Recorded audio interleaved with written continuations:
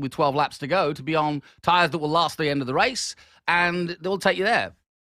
You know, what was nuts to me was so much of it, everybody was even more heightened had even more heightened awareness about their tires and temperature. And you had some of them that were really having a difficult time at turn one after several laps. Yeah. Well, what's this going to do when you're out there on truly, your first lap out? I think turn one is potentially going to be one of the most, edge of your seat kind of turns this year. We always say that about turn ones, or often. But now we've got this complication of narrowness. It's a high-risk track. It's a high-speed, short runoff, tight. Well, add to that, add to what you just said and what I was saying about the strategy. I think there's also going to be a lot more pit stops because of safety cars. And also, I'm not happy. It reminds me of Nashville, where we did IndyCar and Trans Am. Oh. And it reminds me of the national exit, pit exit, which basically comes straight out of pit exit into the firing line of turn two. So if you're getting up to speed and you're coming down to turn one, you come straight into potentially 2 or 3 cars coming out of the pits, having just changed tires. And that's a worry too. And that combination, all of that just adds to what I think is, a little bit worrying. And what do you rely on when you've got, a track that maybe everybody doesn't quite have down in their heads yet? You need absolute, utter trust in the track marshals, in the flaggers. And one of the problems when Lewis Hamilton balked Dimitri Mazepin in the Haas in practice was because he didn't know he was coming. And there were no blue flags being waved or white flags for slow cars. And Michael Massey, the race director, said, I have to go talk to the track marshals. This is a new race at a place that's never hosted Formula One before. I don't know where their track marshals are from. They're all from Bahrain, actually. Are they? So they are experienced. They are experienced. But that your point is valid. Yeah, this isn't as critical of this is a much more critical track than Bahrain in anything. And the one group that you left out is, how many times have we heard the drivers tell their perch to leave them alone? Yeah. Don't get out of my ear. But unfortunately, today they're going to need those guys. They're going to need them. Yeah. I mean, Bono. Well, what about when we heard when Lewis Hamilton, he was like, hey, guys, thanks for the message after the fact, but you need to let me know before I'm about to get into a collision here. So think of that. A good old-fashioned, good old boy spotter up there on the high floor of a nearby left, right.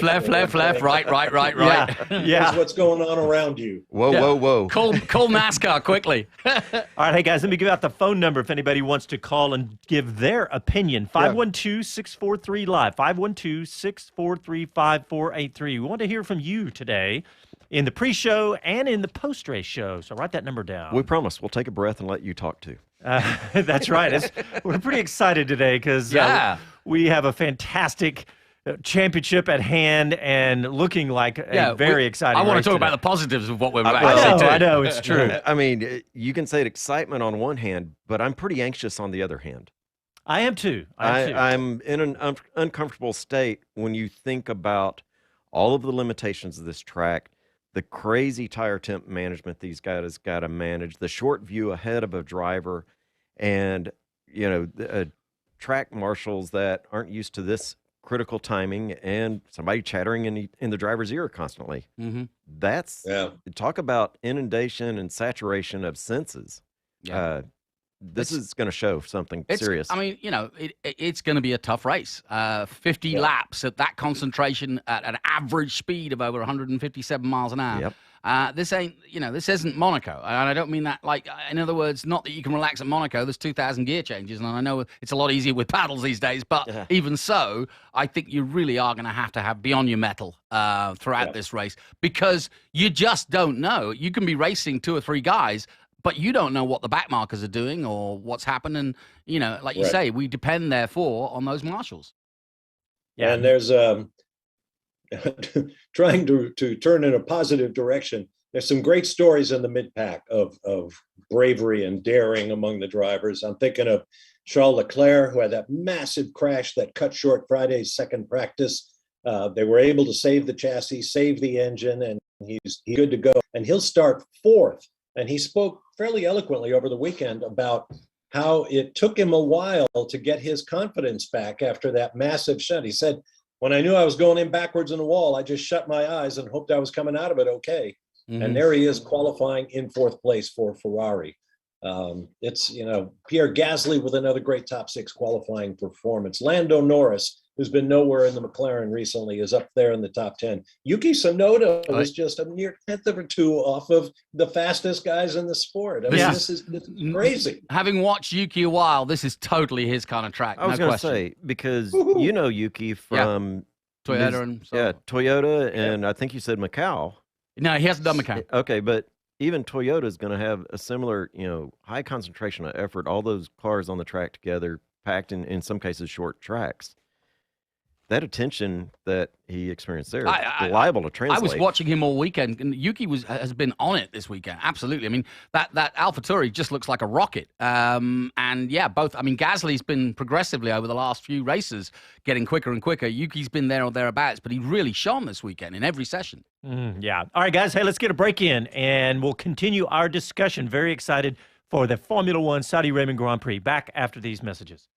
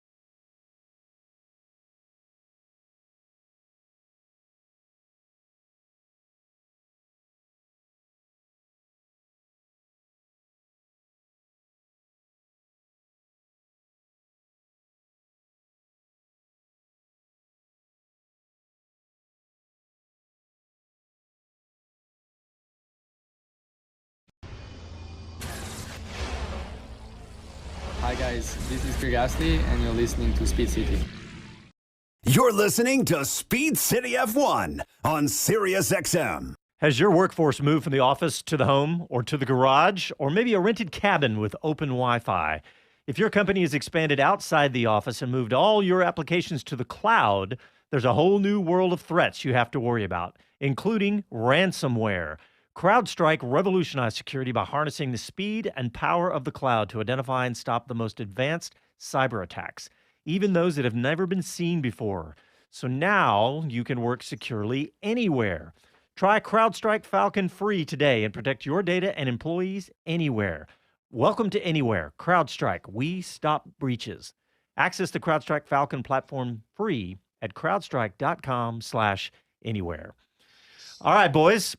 Let's shift gears a little bit, and let's talk about the positives of today. We've talked a little bit about the scary part of this of today, but here we are in an amazing season. I mean, fantastic race after fantastic race, and an 8-point championship, and Max Verstappen and Lewis Hamilton starting in the top three. this day is just set up to be fantastic. Yeah, as a jaded 30-year veteran of Formula One following, this is where I change my tune completely and go, gosh, I love this sport. Yeah. I mean, just line this up. To the youngster, the maestro and the pupil, the youngster, the up-and-coming guy against the master who is going for a record 8th title and is only 8 points away from it, so can smell it. Whereas Verstappen, everything's come together. Red Bull want it. They want it very bad. The team have been working so hard. They finally got something that they can take Hamilton on. Mercedes have dominated this sport for a decade. I mean, really, almost everybody wants. I mean, even Villeneuve, I was saying, yeah, Verstappen would be better for the sport, and I agree with him. You know, if he wins this, that opens it all up, and then you look at America tuning in like never before. Christian Horner was on the Checkered Flag show. Netflix crew were there the whole time. I mean, that's the interest. The world is watching our sport. And here in America, it's growing exponentially. So that's why I'm excited. Yeah. By the way, I'm going to throw something out. We're streaming live on YouTube as usual, and we got the comments going. There's a couple of people. One comment from that's Kevin Kelly, a regular. He says, "This is a faster Monaco with blind spots." Yeah. But yeah, going back to your point, Jonathan. I mean, yes. It is history in the making with Lewis Hamilton, a potential 8th, but we really do want to see some new blood in the sport. I mean, Bob Varsha, don't you agree that it would just be fantastic for the sport and like Jonathan said, all these new American fans watching? No, absolutely. Absolutely. We need that. And I'm flashing on a headline. Somebody said it'd be great to have an American driver doing well in Formula One. I mean, it's just simple. It's so simple that we'd like to see the United States enhance its place in the history of Grand Prix racing. Well, as a footnote, it was good to see Logan Sargent taking his first tiptoes into Formula 2 at the back, maybe. But he is part of this weekend, and I don't know where he finished in the final race, but he was top 16, moved up the field, had a good race, clean set of heels, as it were. That's exactly what he needed, and he's got another week to prove it again next week. Yeah, and if you're not familiar with that name, you probably are, but if you're not, Logan Sargent got announced at the USGP here in Austin. I got to sit down with him like 30 minutes after that, but he got announced as the newest American involved in Formula One because he's with the Williams Racing Driver Academy. Yeah. So that was really exciting, and we got an American on the Formula One ladder. And he is from Florida, where we now have a race as of May 8th next year. Yes, do you have... That's right, and I think we're going to see more new tracks. I see someone raise the possibility or the idea of rotating races in and out of the Formula One schedule, so you go to more different places around the world. And maybe you don't have a Monza every year, but every other year. Maybe go somewhere else in Italy, maybe go somewhere else in the world. There are cities clamoring for Formula One races. Cities clamoring, we noted this weekend, for the new sprint race format. We're going to have as many as 6 of those next year. Which could be kind of exciting with some tweaks to the program. So, it all goes back to the folks at Formula One management, Ross Braun and Chase Carey is the chairman emeritus, Stefano Domenicali, speaking on behalf of the sport. I think they're pretty much agreed as to what direction Formula One needs to go in the future. And I think it's an exciting direction. Yep.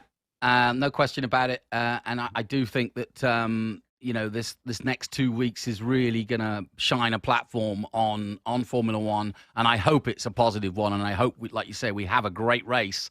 And I was actually, given some solace last night when I watched the first 2 F2 races, because there was some great racing, although there was a massive incident in the third race, sadly involving Enzo Fittipaldi, one of our regulars on the show and effectively one of our own, because he's a Fittipaldi. He's also born and raised in Florida, but of course is part of the Fittipaldi legacy.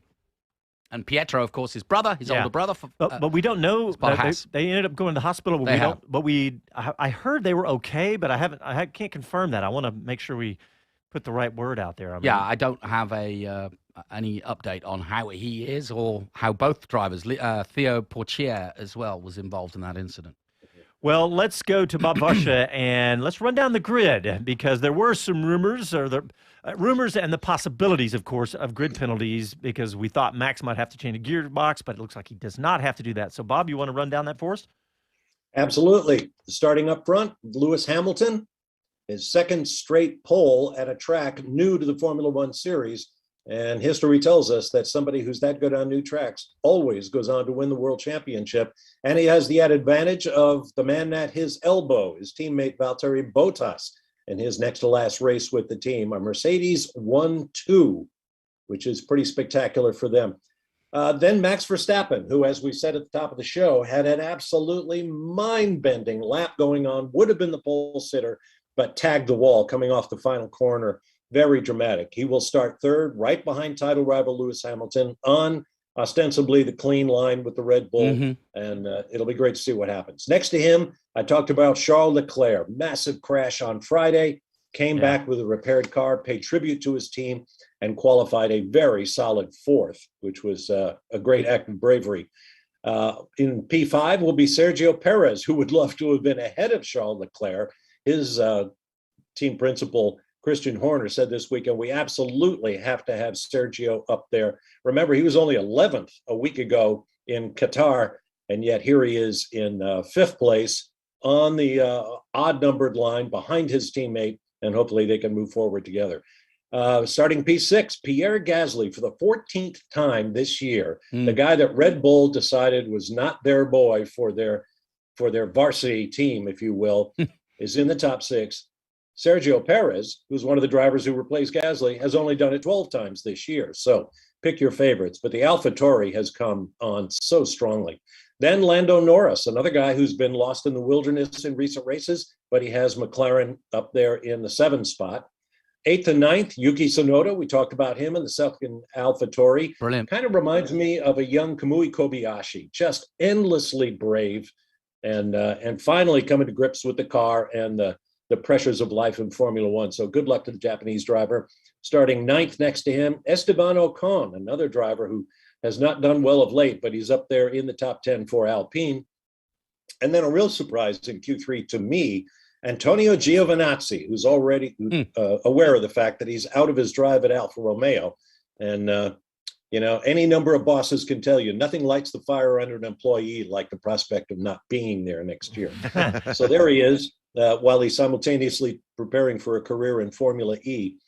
Starting 11th, Daniel Ricciardo, who was no doubt bitterly disappointed. Problems on his best lap in qualifying allowed Giovinazzi to get by him by the merest of margins. And P12, Kimi Räikkönen, in his next to last start in Formula One. Go get him, Kimi. For Alfa Romeo, who recently went through a bit of a management change. They lost their chairman, who I think quit. Yes. Yeah, we'll go into that. Yeah. With the direction. Yeah. So there's weird things going on there at Alfa Romeo. Fernando Alonso was a bit of a disappointment in qualifying for Alpine, only 13th, but another driver who kind of struggled with traffic and so on. Then George Russell in the 14th spot in the second Williams, of course, the Williams team, and many of the teams up and down the pit lane, if not all of them, honoring the legacy of Sir Frank Williams, who passed away a week ago. Then we have Carlos Sainz Jr. in the second Ferrari. He backed it into the wall and cracked a wing, wasn't happy with the way the car handled in qualifying, and the performance shows it. Starting 16th, Nicholas Latifi in the second Williams. 17th, Sebastian Vettel, and next to him in 18th, Lance Stroll. The two Aston Martins. I have no idea how they fell off the table. Yeah, they absolutely shouldn't be back there. Then we have the last row, the customary Haas teammates, Mick Schumacher and Nikita Mazepin, who was fully 1 second off his teammate Schumacher's time. So interesting days at Haas F1.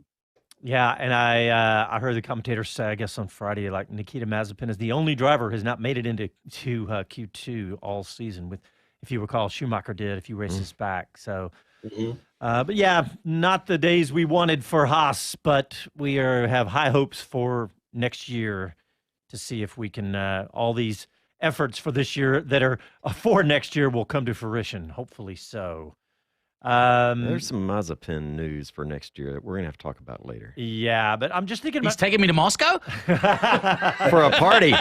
Hey, by the way, we put out a YouTube interview of Nikita Mazepin. I looked up and things has tons tons of you didn't even realize it. Yeah. And there's lots of people commenting on you that you should go to party with him in Moscow. To be honest, it was a really engaging interview. It We were all was. there. Very and surprising. We all came away going, what a good guy. Wait a minute. Mazepin's taking you to Russia. Yeah. Kvyat's taking me to L.A.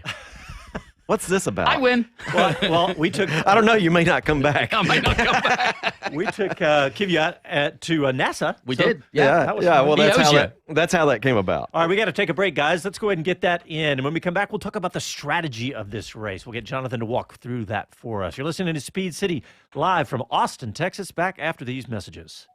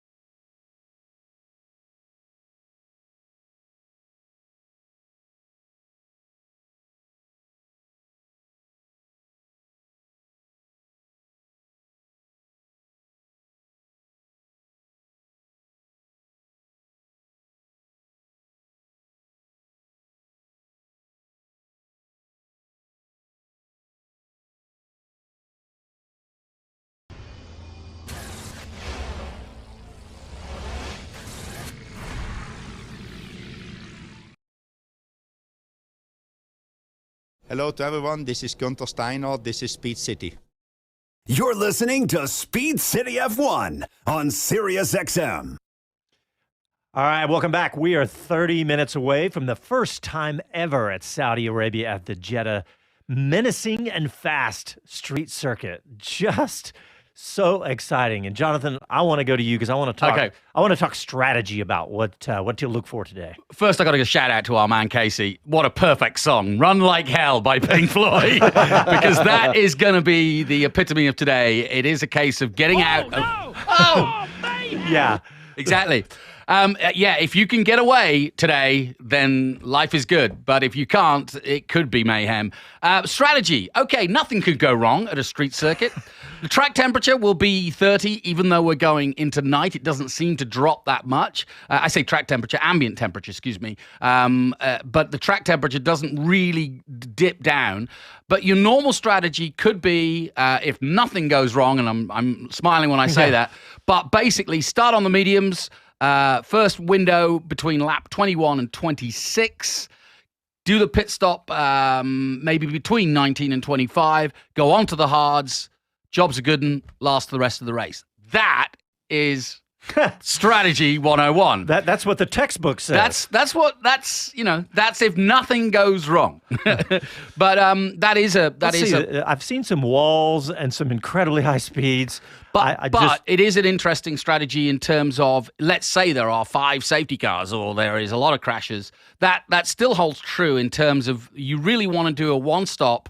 You want to take the mediums and then go to the hards, because if you can get on a set of tires, regardless of how many safety cars there are, and the hards will last longer if there are more safety cars, then the idea would be a one-stop. But that's the theory. There's going to be a lot more comes into play. Obviously, we saw yesterday Verstappen struggling to get rear tire temperature into his tires, which I thought was interesting. So he was doing a lot of slow runs to basically get those tires up to temperature. So it's not as cut and dried as I thought in terms of strategy. And I do really think that if I were starting below the top 10, strategy could be a real factor in terms of working with your engineer to dive into the pits when you know the incident, if it happens, and you get in, change your tires, and you don't lose any track position, or you don't lose that delta of 25 seconds or so by coming in and coming out at a time when the race is fully on. So I think the idea today is get a strategy, but be prepared to throw it out the window within the first corner. Yeah. Okay, I'm trying to digest all of that detail you just gave us. Okay. So maybe I want to be in the back half of the grid. Yep. Hope for chaos or mayhem. In time to shoot through the pit and capitalize on that. Am I too far off? No, but I don't think you are, Les. I've been thinking about this, and here's an extreme analogy: Talladega Superspeedway. Yeah. How many times have we seen the likes of Kevin Harvick or one of the other front runners in Cup go to the back of the field immediately on the start at Talladega? I don't want to be anywhere near that mob scene as they go 3 and 4 wide around this huge, super fast racetrack. I'm going to wait for Mother Nature to clear out this field, and then I'll come forward when it's time to race. Now, obviously, it's a very different scenario in Formula One, but this might be the kind of race where it's worth it to just back off just that little bit, stay in touch, but don't get up there and start fighting with people on a track this narrow, where the consequences of going off can be so high. I mean, one theory for example, Norris, is to do a 2-stop, starting on the soft, going to the hard, and then finishing on the medium, or going to soft, waiting for a safety car, getting rid of the soft tires, and going medium. Mm-hmm. So that is the strategy I was thinking, is if I had my choice now, do I want on a medium or do I want a soft? To me, I'm thinking because of the short run up for getting your tires up to temperature, a soft, I always feel like a soft tire comes up to temp quicker, and that I'd rather have that at the beginning if I'm up against somebody on mediums. Yeah, there's a lot of chess pieces moving in this jigsaw puzzle. Jonathan, you talked about this. The wily old veterans of Alonso and Raikkonen sitting back there waiting for the mess up front. And to a certain extent, Giovinazzi, as Bob pointed out, really up there, way up there than he has been before. But yeah, I think the guys like Alonso who haven't qualified, and both Astons, may just be sitting there. Vettel thinking to himself, okay, there's going to be an almighty shunt. Or there's going to be an incident. And here's the thing. We don't have to look at disaster. It only needs somebody to touch the wall, at which point that car will veer into the middle of the track, potentially onto the other side and hit the other wall. But what bottom line is, the outcome of whether it's just a touch like Verstappen's was, look where he ended up, in the middle of the track. And it was the minor, it wasn't a huge shunt. He smashed into the wall, but he could go no further. His suspension had broken. So the point is, whatever the incident is, I believe that it's going to necessitate a safety car. At which point, if you're smart and you use your strategy well, or you're prepared to act immediately and come into the pits, let's say there's an incident at 9 and you're coming in at 7, and you go past the incident, but your engineer says, let's pit now. This is going to be so fascinating to try to listen to the engineers.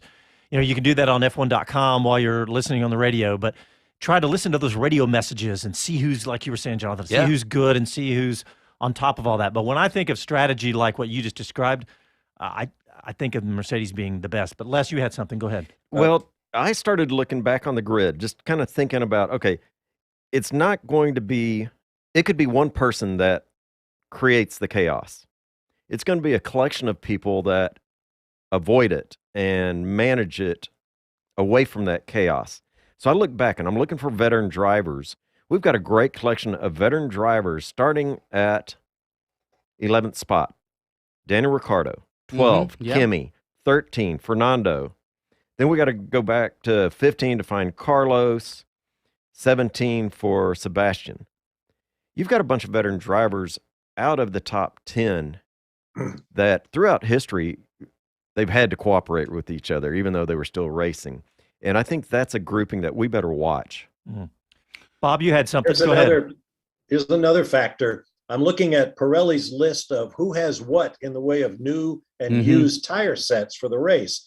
And keeping in mind what Jonathan was saying about multiple pit stop opportunities, given the prevalence of safety cars and yellow flags, pretty much everybody has one set of new hards left, except Vettel and Stroll, the two Aston Martin drivers.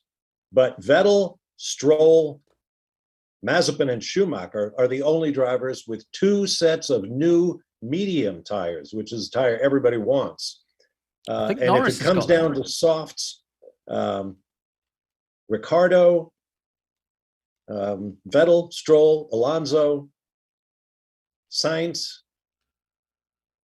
and Latifi all have fresh sets of reds, of the softest compounds. So there's room for some strategy there if you get the opportunity for a so-called free pit stop along the way due to yellow flags. Some guys have run themselves out of tires.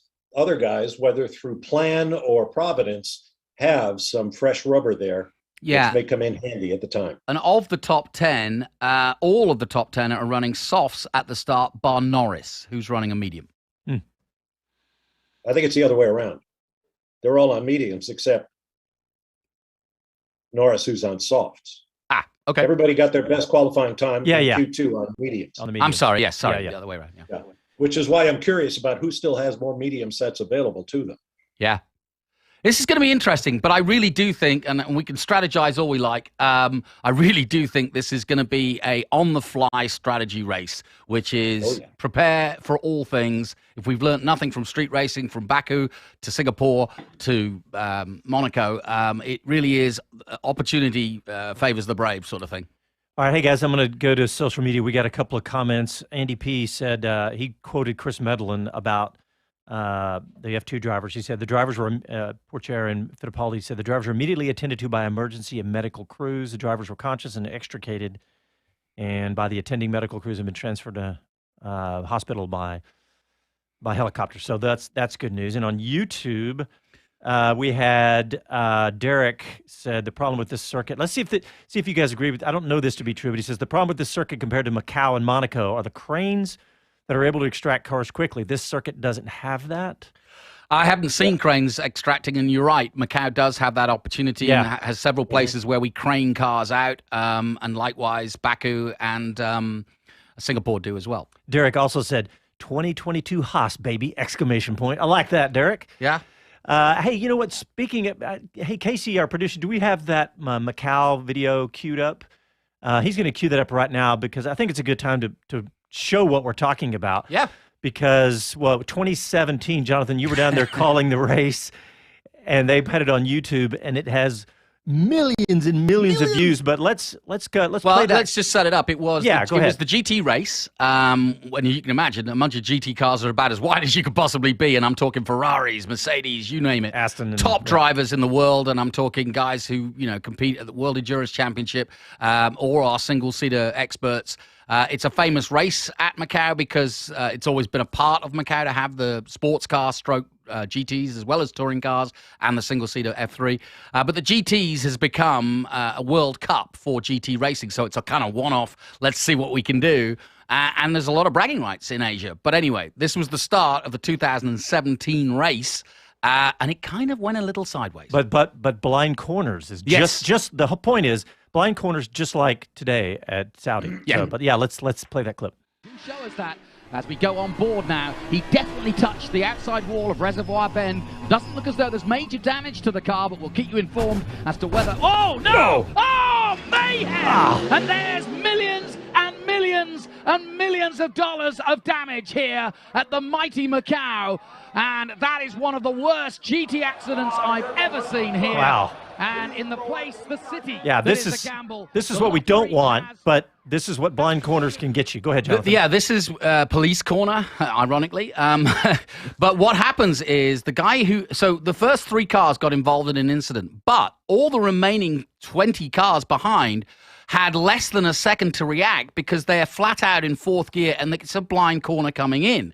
So the bottom line is everybody hit that incident at full speed, which is my fear for this race, which is there isn't reaction time, however good the marshals are and however good the electronics are to tell you to slow down. If you're if you're coming around a blind corner and a guy hits a wall and you're within 3 car lengths of him, I don't know. Physics win. Physics win. Yeah, you cannot react. And unfortunately, you saw what happened there. And obviously, believe it or not, nobody got hurt. You know, it wasn't fast. I've probably watched that a million times myself, but you know what? Well, even just now, I still flinch. Let's not forget, it's not that long ago we lost Antoine Hubert at Spa at a very fast blind port at Rayon, coming up from Eau Rouge, going over the top. Sergio Seti Camara came up there and just center punched Hubert's Formula 2 car because he didn't know it was there. Yeah, but that's my fear. Yeah. It is. And like I said, I've watched this so many times, but having had close calls even just on the street, I flinch hard at that scene. Yeah. And go ahead. Well, yeah, no, go ahead. Finish off I want to go turn the strategy of our leaders at the minute. Well, let's, we're at 15-minute mark. Let's go ahead and get our last break in. And when we come back, we will do that. You're listening to Speed City. We're live in Austin, and we'll be back after a quick break.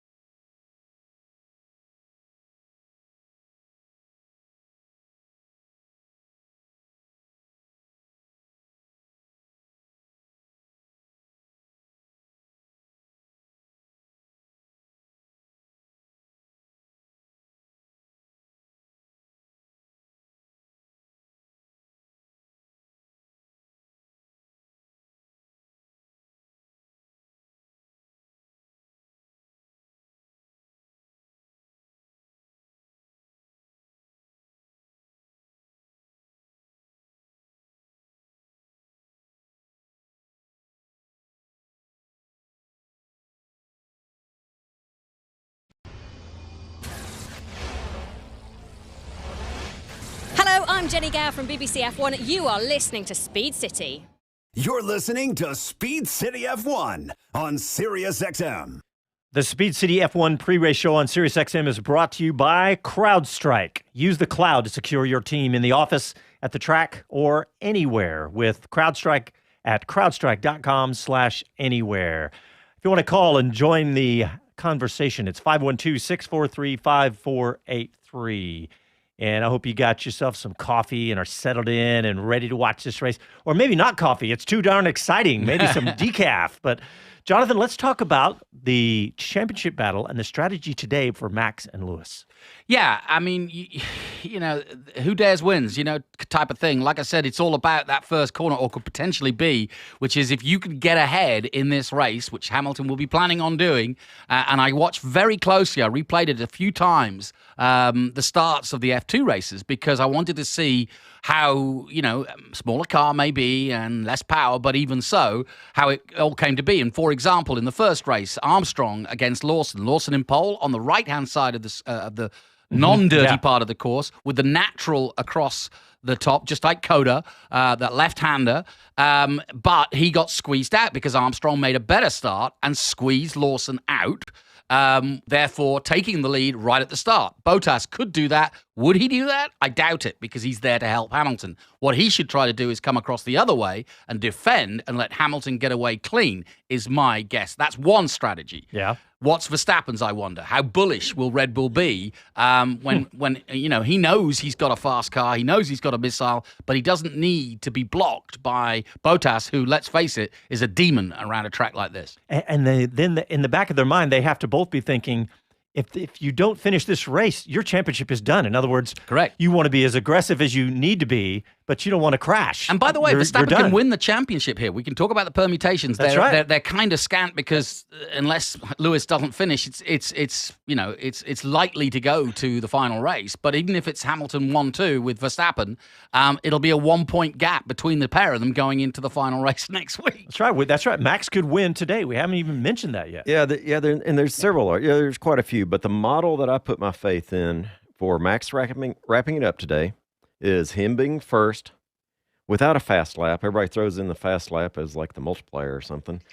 So Verstappen in first, Hamilton higher than 7th place. I think that is the most likely, in the way my gut feels about this course, that Hamilton gets caught up, takes a screwy pit, winds up in backfield trying to recover traffic. All right, Bob, you are Toto Wolff. Tell me what you're going to do. Oh my goodness! Well, Bottas is not going to win the race if Lewis is anywhere near. I kind of disagree with Les. I don't think the odds of Lewis Hamilton finishing 6th or worse, which is kind of the threshold for a max clinch here, I don't think that's likely to happen. Mm-hmm. I think they're too smart at Mercedes, and Lewis is too smart. He's not going to stick his nose in where it could cost him everything. You take what the race gives you. Max, on the other hand, we all know he's not exactly the epitome of patience at 150 miles an hour. I could see a scenario. I would almost bet we're going to go to the last race of the year. It just depends on what the conditions are going to be in terms of the size of the gap and how that affects the way they approach Abu Dhabi, which, as was pointed out earlier, is a bit of a Red Bull favoring track. Whether that's still the case with the changes they've made this year to make passing easier, who knows? But I think Mercedes plays it cool here. Red Bull goes for the killer thrust, and we'll see who comes out the other side. I mean, if I was answering that question and both Bottas and Hamilton were able to get the start they wanted, I would tell Hamilton to stay on the race line and take his normal corner, and I would tell Bottas to start by defending his position, but then veer to the right and try to force Verstappen as wide as he can at the start, unless Verstappen, exactly what I just described with the Lawson Armstrong thing, which is effectively hold Verstappen on the outside. Yeah. Well, at turn 2, then the Verstappen is open to the Alonso line, as we learned at Sochi in the Russian Grand Prix. He'll cut inside that curb, say he was forced out there, and avoid a penalty. Yeah. It's going to be interesting. It's going to be great. Where would you say are the overtaking? I mean, what I was again impressed with the F2 was that the DRS does come into play. There are 3 DRS zones, so it's not easy to follow at high speed with these cars. But if you can get within drag reduction position, then you can absolutely swing shot past the other car with alacrity almost. I mean, it really was in the F2 very easy to overtake, but that's a different format when you're going that much faster and you've got the F1 guys. It's a different car, all the rest of it. So I do think there is more places to overtake, but it's still hard. And that whole DRS thing is going to be strange because all 3 zones are effectively on the second half of the lap. Yeah.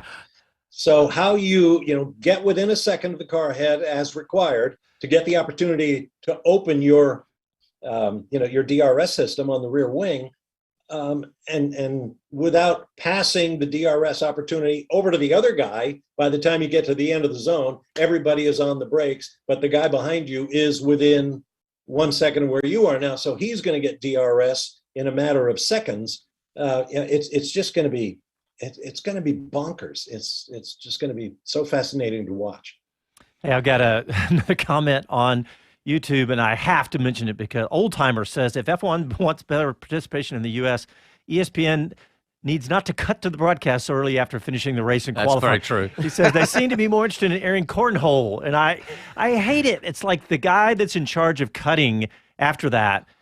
Someone has told him after they do the 3 interviews after qualifying, go ahead and cut.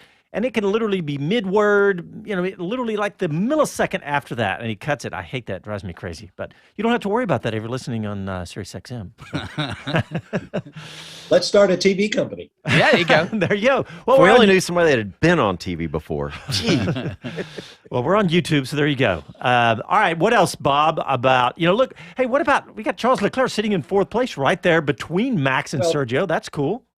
Yeah, look at that. Ferrari opened a 34.5-point gap over McLaren in that battle for 3rd place in the championship. And further back, Alpine and AlphaTauri found themselves further apart after Qatar a week ago. There are a lot of scores to be settled, shall we say, in the late going here. We pretty much know everybody's going to be driving next year. We'll welcome a new face or two, but who finishes where in the championship in terms of constructors especially is far from over. There's a lot of racing yet to go in these final 2 events. Jonathan, what else? We've talked a lot about the Max and Lewis and a few others. What else today? Anybody else down the grid? I was going to mention something else. I think Michael Massey, the Marshals, FIA, Formula One, they're going to be on their game today. They really have, both to keep everybody safe. Very good point. And to try to make sure things go as smoothly as possible. Having seen 3 F2 races, that has not been the case. They finished 1 under safety. And there's been several incidents, and as you heard, 2 drivers have sadly gone to hospital. We'll give you an update when we've got it. And I don't want to speculate, but the point is, there has already been several incidents, and Bob mentioned there was one in the Porsche as well, the Porsche Super Cup race. So, I fear for this. I love fast circuits, of course. It brings out the best of them, but I also I have trepidation about this race for the organizers. They're going to really have to work well with every bit of technology they've got, from the safety, from the lights in the car and around the circuit to the Marshals 800, evidently, mostly all from Bahrain.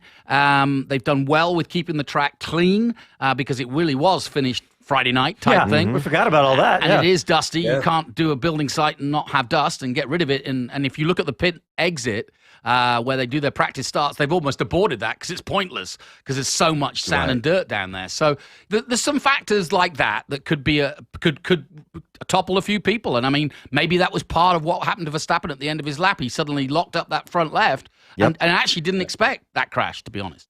Yeah. I tell you, if you haven't finished your coffee, you just put it aside. You're not going to need it for this lap 1. You're going to need Xanax by the end of this one. And I just thought of the guy.